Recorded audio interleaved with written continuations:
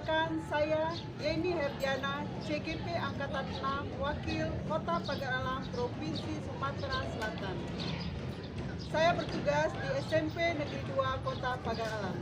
Pada kesempatan ini, saya akan mempresentasikan tugas modul 1.1.8.a tentang koneksi antar materi. Mari kita simak. Kita SD dulu sebentar biar tambah fokus sama kita mulai. 1, 2, 3. Mekar, kuncup, mekar, kuncup, kuncup, mekar, mekar. Melalui semboyan trilogi pendidikan yang memiliki arti melibatkan seluruh pelaku pendidikan atau guru dan peserta didik adalah Tut Wuri Handayani. Dari belakang seorang guru harus memberikan dorongan atau arahan. Ing Madya Mangun Karsa, pada saat di antara peserta didik, guru harus menciptakan prakarsa dan ide.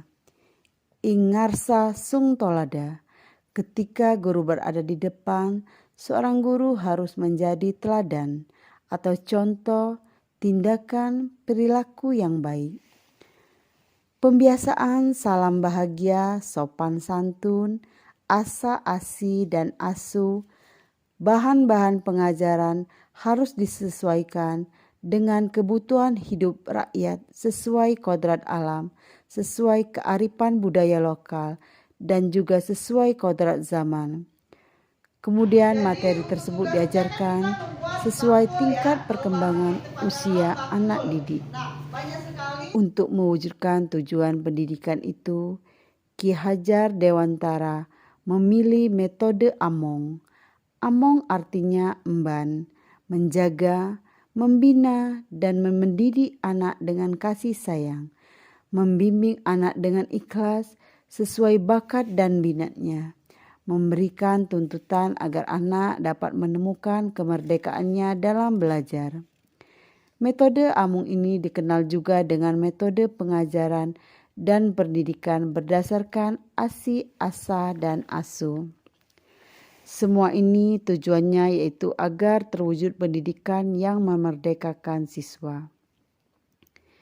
Setelah saya memahami modul terkait filosofi pendidikan Ki Hajar Dewantara pada pendidikan guru penggerak angkatan 6 ini, timbul pertanyaan di benak saya, apakah peserta didik saya selama ini dalam proses pembelajarannya sudah merdeka?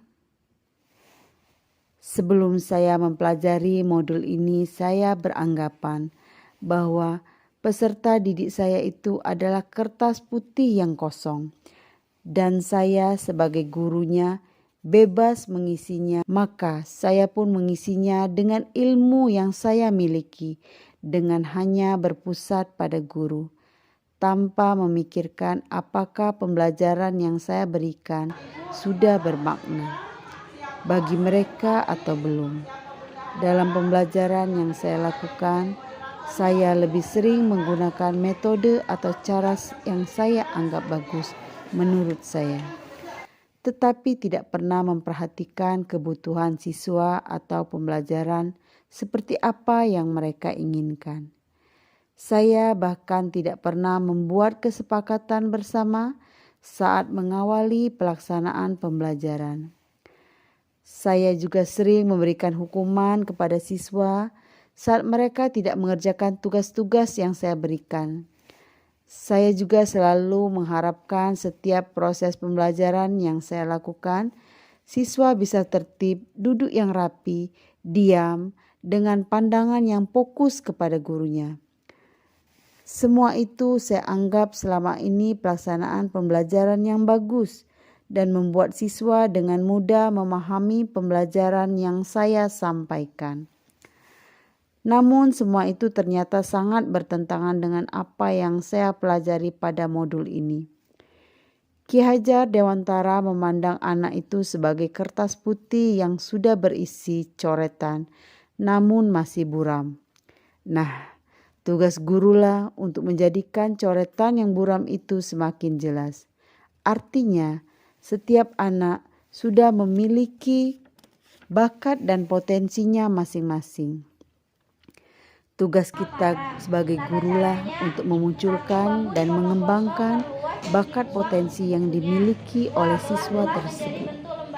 Selain itu, berdasarkan filosofi pendidikan yang disampaikan oleh Ki Hajar Dewantara, kita harus memandang siswa kita sebagai individu yang berbeda dan unik. Setiap siswa punya gaya belajar dan potensinya masing-masing, sehingga kita sebagai guru harus melaksanakan pembelajaran yang berpusat pada siswa. Jangan memaksakan metode yang menurut guru baik, namun belum tentu baik bagi siswa. Guru harus benar-benar mengetahui kebutuhan siswa, profil siswa, gaya belajar siswa, metode belajar seperti apa yang mereka inginkan, sehingga kita sebagai guru dapat merancang pembelajaran yang tepat dan sesuai dengan yang dibutuhkan siswa. Adapun beberapa hal yang dapat segera saya lakukan agar kelas saya nantinya mencerminkan pembelajaran Ki Hajar Dewantara. Di antaranya, merancang dan melakukan diagnosis awal untuk mengetahui profil siswa, merancang pembelajaran sesuai dengan hasil diagnosis awal yang telah dilakukan, membuat kesepakatan belajar, memberikan berbagai variasi tugas sesuai dengan potensi dan kemampuan siswa, melaksanakan pembelajaran dengan metode bermain sambil belajar, melakukan variasi penilaian. Demikianlah kesimpulan dan refleksi filosofi pemikiran Ki Hajar Dewantara yang dapat saya bagikan. Semoga bermanfaat.